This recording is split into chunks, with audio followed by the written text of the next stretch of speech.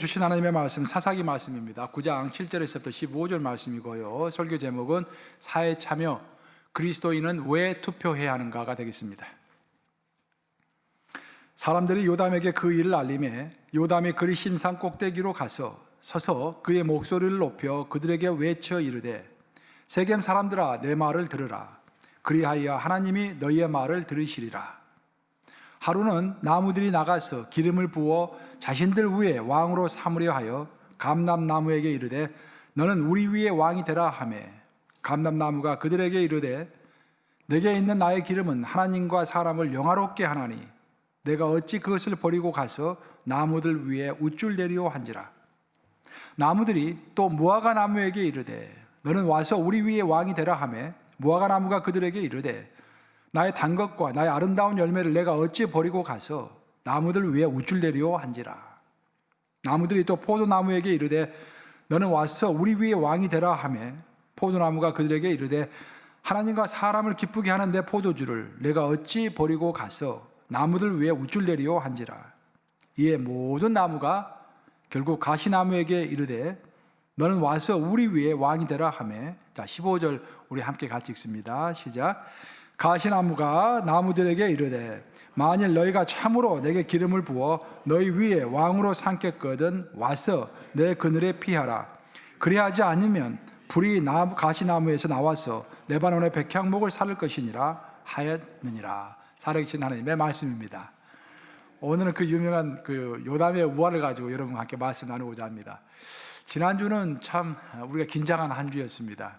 화요일날 대통령 선거가 있었고 그 이후에 숨막히는 개표가 계속해서 벌어져가지고 전 세계가 주목하며 긴장을 했습니다. 아직까지도 지금 명확하게 이제 모든 것이 끝나지 않은 상태에서 참 소요가 있고 그런데요. 이럴 때일수록 우리 크리스천들은 모든 것을 떠나서 나라를 위해서 기도해야 할 줄로 믿습니다. 이 미국을 위해서 정말 기도해야 합니다.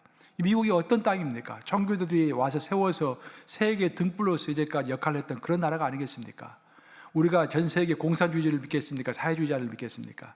우리가 자유민주주의 국가의 미국을 똑바로 세워서 정말 하나님의 빛이 전 세계에 비춰질 수 있도록 미국을 위해서 미국이 속히 안정이 되고 정치적으로 경제적으로 부흥되어서 이 전 세계의 맏형 역할을 제대로 해나갈 수 있도록 우리가 열심히 기도해야 할 줄로 믿습니다. 선거철이 되면은 제가 참 제 전공이 정치학에서 그런지 여기저기서 연락을 많이 받습니다. 어떻게 생각하느냐고. 뭐 평신들도 그렇고 목사님들도 연락이 많이 옵니다. 어떻게 생각하느냐고. 그래서 이제 지난주에도 후배 목사님 또 전화해가지고 아주 길게 이제 여러 가지를 토론했는데요. 그 전화 통화를 오래 하면서 이번 주는 이렇게 성도들이 궁금하게 생각하는구나. 그럼 이번 주는 이것을 설교해야겠구나. 하나님께서 인도하시는 것이다 라고 생각하고 오늘 설교 제목을 왜 그리스도인들은 투표해야 하는 것인가 라는 것을 주제를 잡고서 이야기를 하게 되었습니다. 자, 선거철이 되면 우리는 크리스찬들이 정치에 참여를 해야 하는가? 정치 과정이죠. 정치 과정에 참여를 해야 하는가? 한다면 어떤 방법으로 참여해야 하는가? 또 어느 정도 참여해야 하는 것인가? 또 우리 누구를 찍어야 하는 것인가? 그런 것에 대해서 굉장히 의문이 많습니다. 성경은 누구를 찍으라라고 말은 하지 않지만 어느 정도 원리는 우리에게 가르쳐 주죠. 그래서 오늘 성경 말씀의 근거에서 그 원리를 한번 살펴보고자 하는 것입니다. 주말이 되면은, 주일이 되면은 우리 성도들이 많이 고민하는 것 중에 하나가 공립학교에서 많은 체육 행사 또 기념 행사들이 주일에 열리기 때문에 성도들이 많이 고민합니다.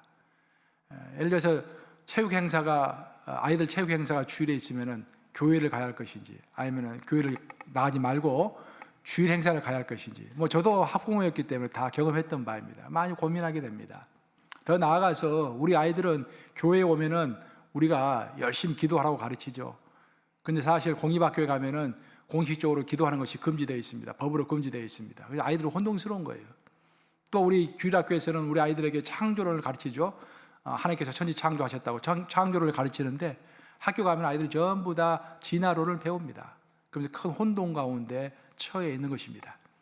그럼 우리는 이런 상황 가운데서 우리 크리스천들은 어떻게 해야 하는 것입니까? 지금 현실이 이런데 이 현실 가운데서 우리가 어떻게 해야 하는 것입니까? 성경 크게 두 가지를 대처 방법을 이야기해 줍니다.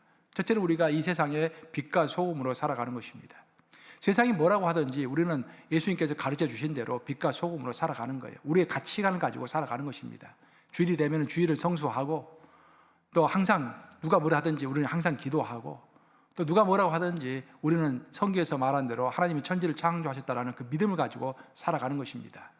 그래서 우리가 세상의 빛과 소금으로서 떳떳하게 살아갈 때 이 세상이 우리를 보면서, 빛된 우리를 보면서 감동을 받아가지고 저 사람들이 믿는 것이 참말인 것 같다라고 믿게 만드는 방식, 그것이 한 가지의 방식이 되겠습니다. 반면에 또 다른 방식을 성경은 우리에게 암시하고 있는데, 그것은 근본적인 시스템 자체를 바꾸는 것입니다. 사회 제도를 바꾸는 것이에요.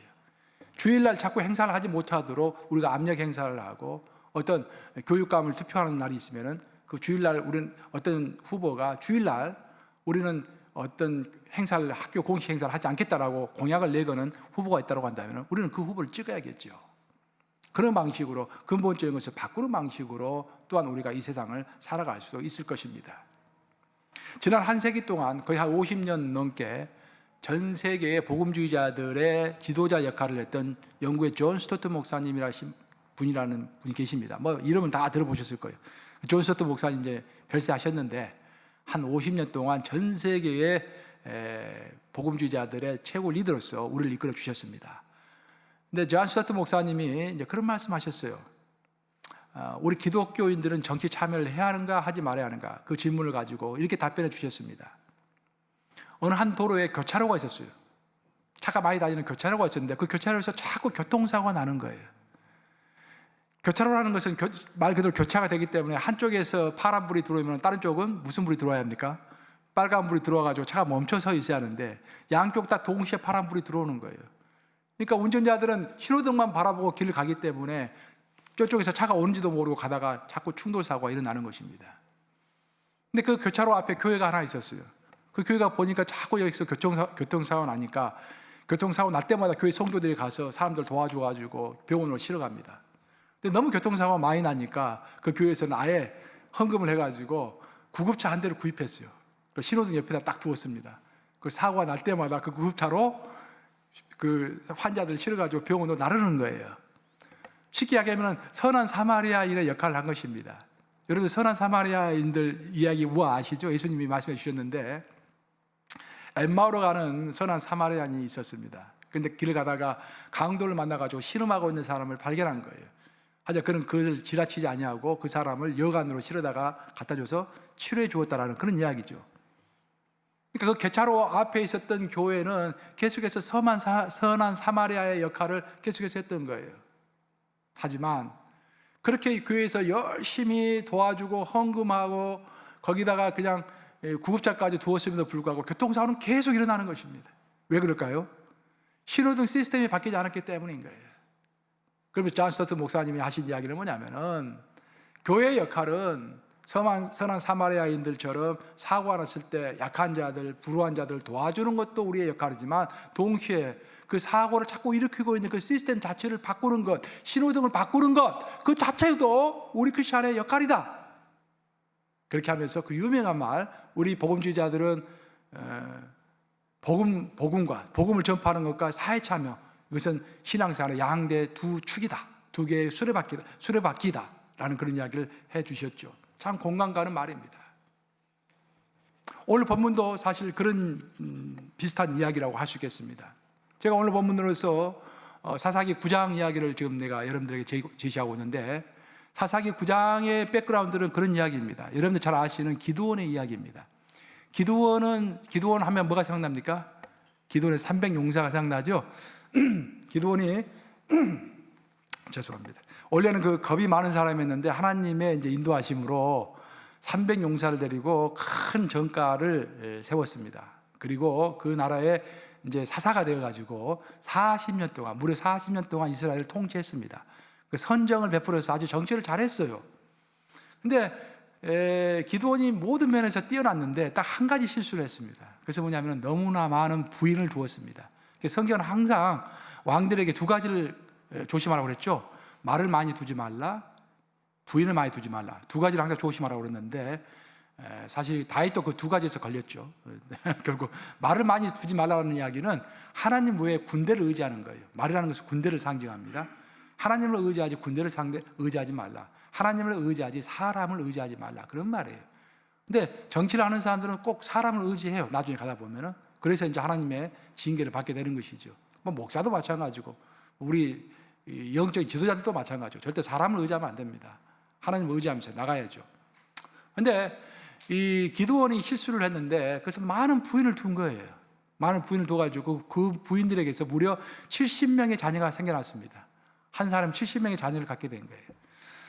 그러고 나서 죽으니까 그 70명의 자녀들 사이에서 내가 누가 아버지의 자리를 이을 것인가라는 이제 권력 투쟁이 시작된 것입니다.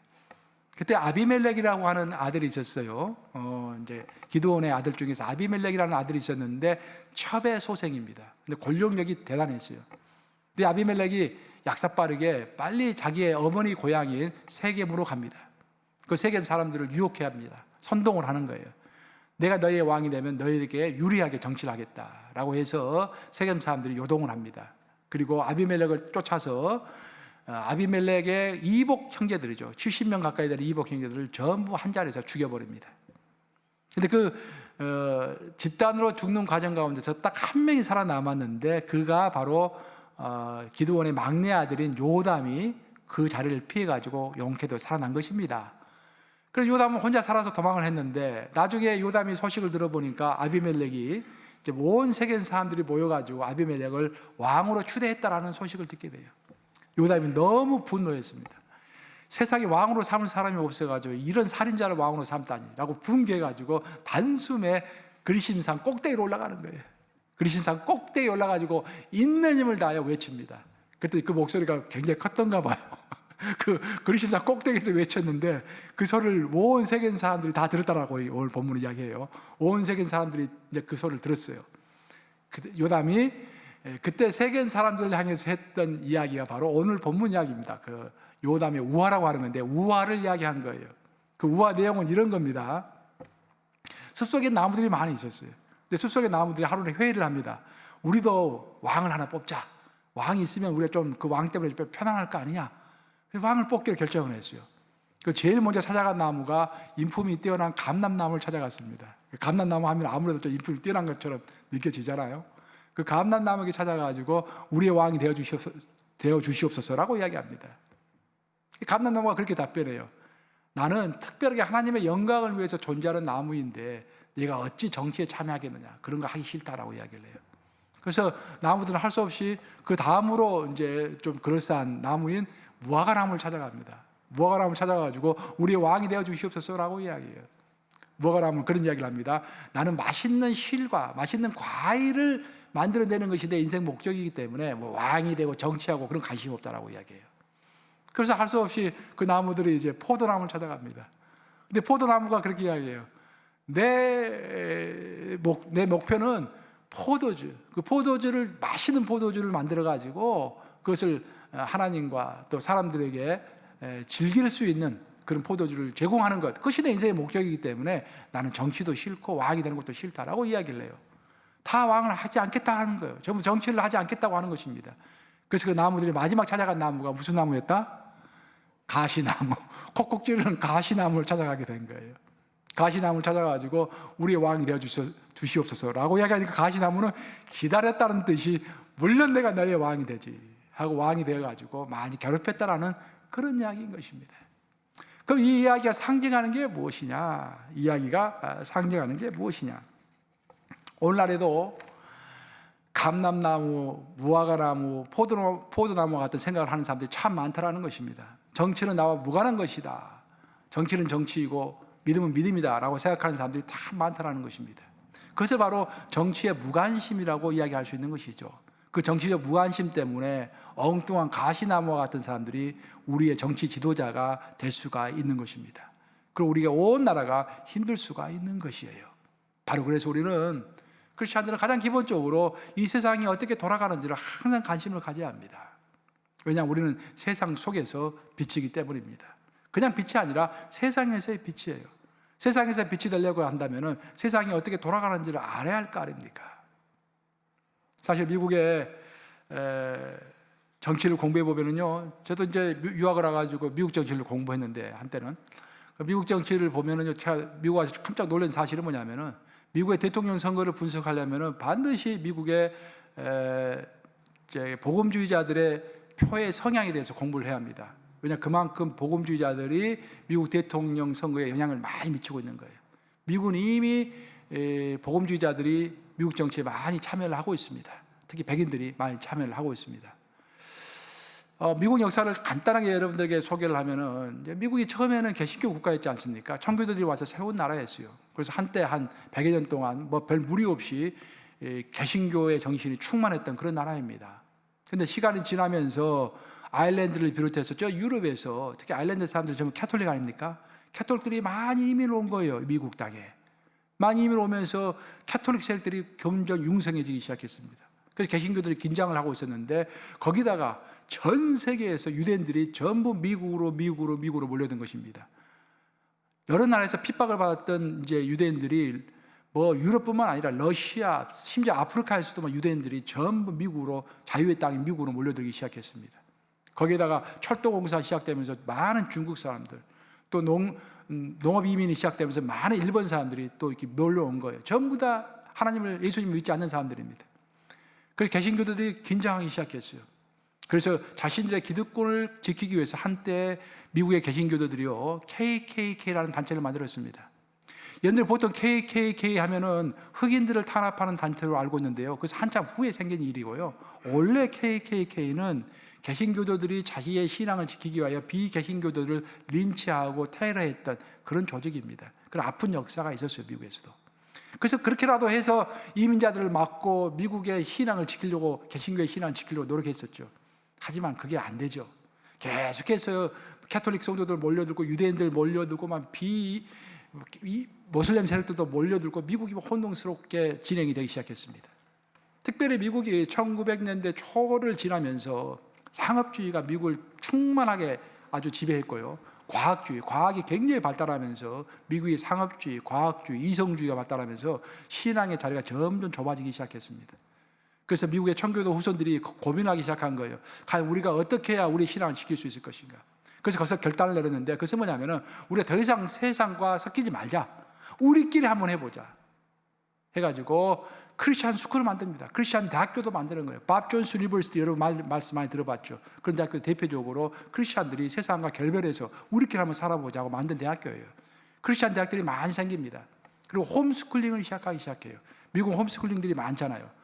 애들을 타락한 세상으로 보낼 수 없다. 타락한 학교에 가서 교육받게 할 수 없다. 우리가 철저하게 크리스찬 정신으로 교육을 해야 한다라고 홈스쿨링도 시작한 것입니다. 그런 식으로 세상과 결별해가지고 우리끼리 모여서 살자라고 했던 사람들을 우리는 보통 근본주의자라고 합니다. fundamentalist, 그러니까 근본주의자라고 해요. 특히 근본주의자들은 성경 말씀을 문자 그대로 믿었습니다. 그리고 철저하게 성경대로만 살려고 노력을 했죠. 세상과 결별돼가지고. 그래서 근본주의가 미국의 큰 세력이 돼가지고 이렇게 흘러오다가 1940년도에 가서 큰 반대에 부딪힙니다. 그 반대는 뭐냐면은, 일단은 사람들이 주장하기 시작한 거예요. 아니, 분명히 하나님은, 우리 예수님은 말씀하시기를 우리는 빛 가운데 빛이 아니라 세상 속의 빛이라고 그랬는데, 어둠 속의 빛이라고 했는데, 아니, 우리끼리만 모여있으면 어떻게 하나님의 복음이 이 세상에 전파될 수 있을 것이냐.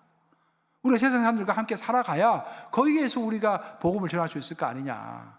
그래서 세상 속에서 빛이 되자라는 그런 표를 앞세워서 생겨난 그룹들이 있었는데, 그것이 바로 신복음주의자, 니오 이벤젤리컬스라고 그러죠. 신복음주의자라고 생긴 거예요.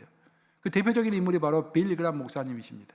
그 빌리 그람 목사님과 또 오켄가라고 하는 목사님이 주도해가지고 캘리포니아에 있는 풀러 신학교라는 신학교를 세웠죠. 우리 한국 사람들이 많이 가는 신학교인데, 풀러 신학교라는 신학교가 바로 그런 취지에서 생겼습니다. 세상 속에 빛이 되자라는 취지에서 생긴 거예요. 그 여러분들이 많이 읽는 크리스티애니티 투데이, 그런 잡지 있잖아요. 크리스티애니티 투데이라는 잡지, 크리스찬들이 많이 읽죠. 그 잡지가 그 사상을 옹호하기 위해서 생긴 것입니다.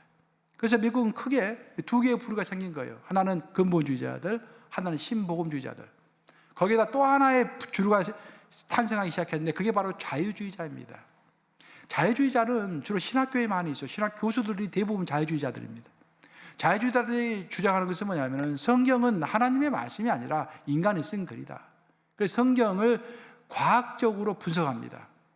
막연하게 믿는 것이 아니라 과학적으로 쪼개고 분석하는 것이죠. 신학교 하면 전부 그걸 배웁니다, 목사님들이.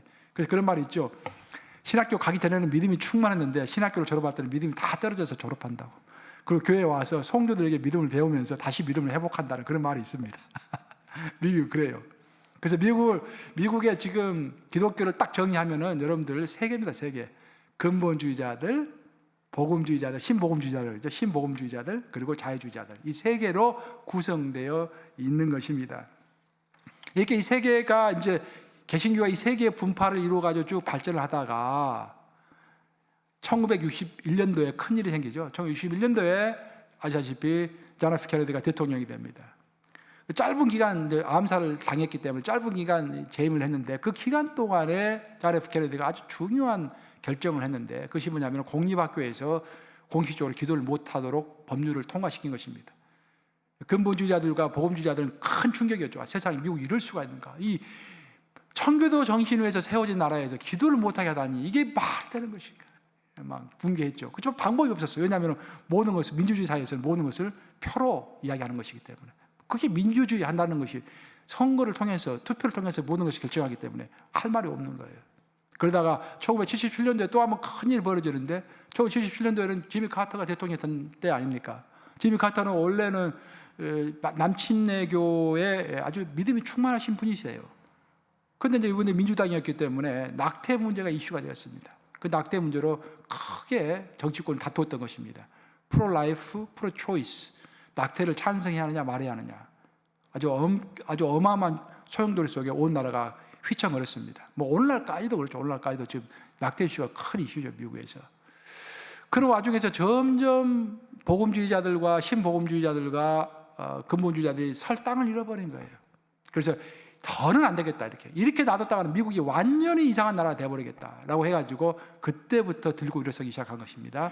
그때 미국에서 제일 큰 침례교회 목사였던 제리 파웰, 그 미국에서 제일 큰 장로교회 목사였던 디 제임스 케네디, 그리고 미국에서 제일 큰 오순절파 교회, 오늘날 한국으로 말하면 순복음교회죠. 제일 큰 오순절파를 이끄는 오랄 로버츠, 이 목사님들이 모입니다. 함께 모여가지고 미국이 도대체 어떻게 흘러가는 것이냐, 이러면 안 된다 해가지고 단체를 하나 만들었는데 그게 모럴 모조리티라는 단체입니다. 그 단체가 만들어가지고 제리 파웰이 의장을 하면서 첫 번째 타스크를 시도했는데 그것이 바로 레이건이라고 하는 아주 그 당시에 무명이었죠. 무명의 사람을 대통령으로 만든 프로젝트를 수행한 것입니다. 그래서 성공을 한 거예요. 미국의 백인 복음주의자들이 몰표를 줘가지고 레이건이 대통령으로 당선이 되죠. 그리고 그 모럴 모조리티는 나중에 목사님들이 목회하느라고 바쁘니까 펠 라버슨 700 클럽이라고 여러분 들어보셨죠? CBN 방송, 미국의 제일 큰 크리스천 네트워크 방송이죠. 그게 사장인 펠 라버슨 목사가 나서가지고 크리스천 코올리션이라는 단체를 새롭게 만듭니다. 개편해서 만들죠. 그 단체를 통해서 계속해서 정치 개입을 하기 시작하는데 개입을 했는데 그의 결과로서 조지 W 부시 대통령 그리고 트럼프까지 다 대통령으로 만든 것입니다. 뭐 이분들이 만들었다라고 할 수 없겠지만 지대한 영향력을 끼친 것이죠. 미국의 백인 복음주의자들의 표가 거의 80% 정도가 몰표를 줬으니까요. 그렇게 해서 미국 복음주의자들은 계속해서 정치를 했던 것입니다. 정치에 참여를 했던 것입니다. 하지만 우리 크리스천 가운데로는 이런 보수적인 크리스천만 있는 게 아니라 또 진보적인 크리스천도 많습니다. 우리 UMC 특별히 이제 우리는 어떤 한 신학을 지향하지 않습니다. 우리는 굉장히 오픈 마인드를 가지고 있어요. 그러니까 우리 안에는 보수주의자들도 있고요, 진보주의자들도 있습니다. 근데 진보주의 목사님 중에서 대표적인 목사가 제시 잭슨 목사님이시죠. 제시 잭슨 목사님 정치도 하신 목사님인데 제시 잭슨 목사님이 레인보우 푸시, 그죠? 레인보우 푸시라는 단체를 만들어 가지고 주로 민주당 계열의 대통령 후보들을 쭉 지원해 왔습니다. 이번에 바이든을 지원하는 것도 마찬가지죠. 이렇게. 결국 제가 이야기 드리고 싶은 것은 뭐냐면은 미국의 기독교의 역사는 정치 참여와 끊을래야 끊을 수 없는 연을 가지고 이제까지 이어왔다라는 것입니다. 그것이 성경적이라고 믿고 있고 또 성경은 우리가 정치에 무관심할 때 우리와는 전혀 상관이 없는 엉뚱한 가시나무와 같은 사람이 대통령이 될 수도 있고 정치인이 될 수도 있다라는 것입니다. 우리가 어떤 한 사회 시스템을 바라볼 때 이것이 내가 믿고 바라고 마음속에 간직하고 있는 크리스찬의 밸류, 크리스찬의 가치와 상반되어 있을 때 우리는 분명히 거기에 대해서 대항하고 나서야죠. 그것이 본해퍼가 이야기했던 것입니다. 하나님의 뜻대로 이루어지지 않는 정치, 하나님의 뜻대로 이루어지지 않는 문화, 우리는 대항해야 합니다. 하지만 개인 혼자서 대항하는 것은 한계가 있습니다. 그래서 우리는 교회에서 연합해서, 또 교회가 교회끼리 연합해서, 또 모든 크리스찬들이 함께 연합해서 일어나야 하는 것입니다. 바로 그랬을 때 이 세상은 크리스찬들의 보이스, 크리스찬의 목소리를 무시할 수가 없습니다. 우리가 함께 정의로운 일에 손을 들고서 손을 잡고 일어설 때 그것은 정의의 이미지, 강함의 이미지, 그리고 용기의 이미지, 그런 것들을 가지고 전진해 가기 때문에 세상도 우리를 함부로 할 수가 없는 것입니다. 그렇기 때문에 이제까지 미국 정치권에서도 우리 개신교도들의 보이스를 무시하지 않았어요. 이제까지. 왜냐하면 우리가 뭉쳐 있었기 때문에. 만약에 우리가 이렇게 뭉쳐서 활동하지 않았다고 한다면요, 우리 개신교의 보이스가 절대로 정치권에 영향을 미치지 못했을 것입니다. 왜 성경의 날이 있고요? 뭐 요즘 성경의 날도 있잖아요. 그 레건 대통령이 다 만든 것입니다. 그 오늘날에 보시십시오. 고등법원 판사라든지 대법원 판사라든지 그런 것도 보면은 상당히 크리스찬들의 보이스, 물론 한쪽 보이스라고도 할 수 있겠죠. 보수주의자들의 보이스라고 할 수 있겠죠. 그런 보이스들을 이렇게 세우는 방향으로 또 이렇게 법관들도 많이 임명됐지 않습니까? 제 요는 뭐 누가 좋다, 누가 나쁘다 그런 것을 저는 논할 수가 없습니다. 목사로서 공식적인 설상에서 뭐 제 취향을 여러분들에게 말할 수가 없어요. 저는 원리를 말할 뿐입니다. 원리는 뭐냐면은 우리가 정치에 무관심하면 안 된다는 것입니다. 왜냐? 우리는 세상 속에 비치고 이 세상을 하나님의 뜻대로 고쳐 나가야 할 사람들이기 때문에 반드시 연합해 가지고 우리의 보이스를 바탕히 전파해야 한다라는 그런 말입니다. 우리가 성경을 읽어보면은 사도 요한의 글이 몇 개가 나오는데 가장 대표적인 글이 요한복음이고 또 요한계시록이고 요한 1, 2, 3, 4입니다. 요한은 5권의 책을 썼는데 그 5권의 책 중에서도 가장 중요한 것은 요한복음과 요한계시록이라고 할 수 있겠죠. 이 두 가지 책에 나오는 예수님의 이미지가 완전히 상반된 이미지로 나옵니다. 그래서 성경을 읽을 때는 여러분들 항상 통시적으로 보셔야 합니다. 만약 나는 요한복음만 10번 읽었다, 또 요한계시록 1번밖에 읽지 않았다 하면 여러분들은 굉장히 편향된 한쪽으로 치우친 예수님의 모습만 가지고 있을 거예요, 마음속에. 요한이 요한복음에서 설명하고 있는 예수님의 이미지와 요한계시록에서 설명하고 있는 예수님의 이미지는 과연 360도 다릅니다. 360도는 삥 돌아오니까 안 되고 180도 다릅니다. 180도. 360도는 삥 돌아오는 거죠. 180도 달라요. 요한복음을 읽어보면은 예수님은 6월절 어린 양입니다. 너무 연약한 모습으로 나와요. 채찍을 맞으시고 희생당하시고 신음하시면서 우리를 위하여 피를 흘려주시는 우리 십자가 구세주로 나오십니다. 하지만 요한계시록 가면 예수님 모습은 완전히 다른 모습으로 나와요. 요한계시록 가면 예수님은 백마 타고 나타나셔가지고 공의로서 온 세상을 심판하시는 장군의 모습으로서 예수님이 딱 나오시는 거예요. 너무도 비교되지 않습니까? 한쪽은 어린 양의 모습이지만 한쪽은 백마를 타시고 완전 군장을 하시고 온 세계를 지배하시는, 공의를 심판하시는, 공의를 추진하시는 그런 정복자의 모습으로 나오시는 거예요. 우리 요한계시록 19장 11절에 나오잖아요. 요한계시록 19장 11절 한번 같이 읽어보겠습니다. 같이 읽습니다. 시작. 또 내가 하늘이 열린 것을 보니 보라 백마와 그것을 탄 자가 있으니 그 이름은 충신과 진실이라. 그가 공의로 심판하여 싸우더라 라고 되어 있습니다. 예수님의 모습을 얘기하는 거예요. 사도 요한이 환상을 보았습니다. 그 환상 가운데 예수님이 결국 이제 아마겟돈 전쟁을 치르기 위하여 이 1세 인류의 마지막 날에 백마를 타고 오신다라는 거예요. 백마를 타고.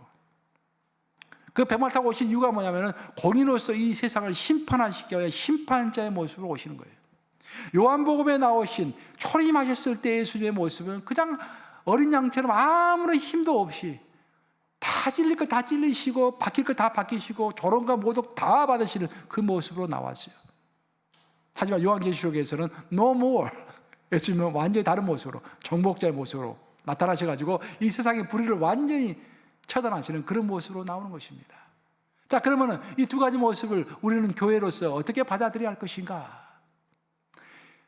우리 교회는, 우리의 임무는 믿지 않는 자를 믿게 하는 것입니다. 그래서 그 초신자들이 교회에 오면은요, 그 초신자를 가만히 두는 게 아니라 그 초신자를 제자로 만드는 거예요. 너는 가서 모든 족속으로 제자를 삼아 아버지 아들과 성령의 이름으로 너에게 세를 주고 내가 너에게 분부한 모든 것을 가르쳐 지키게 하라고 너희는 제자를 삼으라 했기 때문에 그 초신자가 우리 교회 오면은 가만히 두면 안 돼요. 통맥 과정, 울림 코스 과정, 뭐 여러 가지 과정을 통해서 제자로 만들어야 하는 거예요. 근데 제자로만 둬서도 안 됩니다. 마지막으로는 백마탄 예수님과 함께하는 예수님의 군대로 만들어야 하는 것입니다. 그래서 사도 바울은 우리를 비유할 때 우리는 농부요, 경기자요, 마지막으로 군사라고 했지 않습니까? 우리는 세 가지 이미지를 가지는 거예요. 우리가 신앙생활을 하면은 세 가지 이미지를 거치는 것입니다. 처음에는 우리 모두 다 초신자예요. 처음에는 모두가 초신자입니다. 모태 신앙이라 할지라도 예수님을 영접해야 하니까, 자기 의지로 영접해야 하니까 그때는 초신자입니다. 그 초신자가 가면서 제자가 되는 거예요. 제자는 마지막에 군사가 되어야 하는 것입니다. 예수님의 군대가 되어야 하는 거예요. 그럼 제자와 군대의 차이가 무엇인가? 제자라는 것은 예수님을 닮아가는 것입니다. 그러니까 자기 개혁이에요. 자기 변혁입니다. 내 이 못된 모습이, 내 죄된 모습이, 내 이런 한탄스러운 모습이 예수님의 고귀한 모습으로 변해가는 것에 치중하는 것이 제자가 되어가는 과정입니다. 나를 돌아보고 나를 반성하고 예수님의 모습으로 닮아가는 것이죠. 그렇게 하기 위해서 내 변혁과 내 변화와 내 개혁이 필요한 것이죠. 반면에 예수님의 군사가 된다는 것은 내가 이야기했지만 예수님은 백마 타고 오셔가지고 뭘 하러 오셨다? 이 땅에 공의를 실천하기 위해서 오신 거 아니겠습니까? 이 사회를 개혁하는 것입니다. 제자가 된다는 것은 나를 개혁하는 것이지만 예수님의 군사가 된다는 것은 이 사회를 개혁하는 자가 된다는 거예요. 사회를 성숙시키고 사회를 개혁시키는, 그래서 사회 참여를 하는 그런 사람이 된다는 그런 의미인 것입니다. 우리 예수님은 모든 것을 떠나서 우리에게 기도를 가르쳐 주실 때 이렇게 기도하라고 우리에게 가르쳐 주셨어요. 하늘에서 하나님의 뜻이 이루어진 것처럼 땅에서도 이루어지이다. 그렇게 기도하라고 우리에게 가르쳐 주셨습니다. 이미 하늘에서는요, 하나님의 뜻만 지금 이루어지고 있어요. 하나님의 뜻에 거스를 자가 아무도 없습니다. 하늘에서는. 근데 우리가 살고 있는 이 땅은 달라요. 우리가 살고 있는 이 땅에서는 하나님의 뜻이 이루어지고 있을 뿐만 아니라 사탄의 뜻도 지금 이루어지고 있습니다. 그리고 인간의 보잘것없는 뜻들도 지금 이루어지고 있는 거예요. 혼동스러운 상태에 있습니다. 그때 예수님께서 우리에게 기도하라고 가르쳐 주신 것이 하나님의 뜻이 하늘에서 이루어진 것처럼 이 땅에서도 하나님의 뜻만 이루어질 수 있도록 내가 기도해라라고 우리에게 가르쳐 주신 거예요. 즉 우리가 군대가 되어서 하나님의 군사가 되어가지고 이 땅에서도 사탄의 뜻을 꺾어버리고 온전치 못한 사람들, 불완전한 사람들, 불평하는 사람들 뜻을 꺾어버리고 그리고 온전히 하나님의 뜻만이 이 땅에서 펼쳐질 수 있도록 기도하고 행동하라, 그런 이야기인 것입니다. 바로 그래서 우리는 어떻게 할 것인가? 오늘 제가 설교 제목에 우리 크리스천들은 왜 투표해야 하는 것인가? 우리는 어떻게 하는 것인가? 결론은 이렇습니다. 우리는 한 손에는 항상 성경을 쥐어야 합니다. 다른 한 손에는 항상 신문이 있어야 합니다. 즉 사회에 관심을 가져야 돼. 왜? 하나님 우리를 이 땅에 두셨습니다. 이 어두운 땅에 두신 거예요. 이 어두운 땅에 빛으로 두신 것입니다. 이 어두운 땅을 우리는 비추어야 하는 거예요. 그럼 우리가 어디 가서 비추어야 할 것인가? 우리가 알아야 합니다. 어디가 가장 어둡고 어디가 가장 개혁이 필요한 곳인지를 알아야 하는 거예요. 알려면 신문을 읽어야 하는 것입니다. 여러분의 관심이 교회에만 모여 있으면 안 돼요. 계속 교회만 하루 종일 생각하지 마세요, 여러분들. 옛날 제가 이성교에서 목회할 때 뷰티 서플라이 하시는 분이 계셨는데 제 목회를 많이 도와주셨어요. 뭐 자기 집에 시계를 하나 사면은 꼭 교회에다 또 시계를 하나 사세요, 그분은. 그리고 성도들이 먹는 쌀을 항상 짊어지고 오세요. 이렇게 쌀을 다 대시고 오르셨는데 신방 갔더니 뷰티 서플라이 가게로 신방 갔더니 그러더라고. 목사님, 저는 우리 와이프랑 둘이 여기 장사하는데요, 아침부터 저녁까지 교회 이야기만 합니다, 그러더라고. 제가 놀래가지고 교회 이야기 할 게 그렇게 많습니까? 아침 저녁까지 교회만 생각한대요. 물론 교회를 사랑해서 그렇겠지만요, 그건 올바른 모습이 아닙니다, 여러분. 우리는 항상 세상에 관심을 가져야 돼요. 교회는 이미 빛이 충만한 곳입니다. 이 교회 주인은 하나님이시고 이 교회는 성령의 기름 부으심이 충만한 곳이에요. 이미 밝은 곳이에요. 여러분들 신경 쓰지 않아도 하나님의 성령이 이끌어 주시는 곳이 교회입니다. 우리의 관심은 교회를 넘어서서 이 세상이 어떻게 돌아가는 것인지, 정말 하나님의 뜻이 하늘에서 이루는 것처럼 이 땅에서도 이루어지고 있는지 거기에 관심을 가져야 하는 것입니다. 그래서 한 손에는 성경이요, 한 손에는 신문을 쥐어야 하는 것입니다. 그러면 세상에 관심을 가져야 하는 것입니다. 그리고 두 번째로 우리는 투표해야 하는 것입니다. 하나님의 뜻을 가장 잘 대변하는 자가 누구인가를 분별해가지고 근본적으로 신호등 자체를 바꿀 수 있는 그 사람, 그런 사람에게 투표해야 할 줄로 믿습니다. 이 말 명심하심으로 예수님의 제자로서 우리 첫째는 내 자신을 개혁해야겠죠. 내 자신을 변혁시켜야 할 것입니다. 아니 더 나아가 우리는 예수님의 군대라는 것을 한시도 잊지 마시기 바랍니다. 예수님의 군대로서 이 사회를 하나님의 뜻대로 바꿔가는 저와 여러분들 되시기를 우리 주님의 이름으로 축복합니다. 기도하시겠습니다.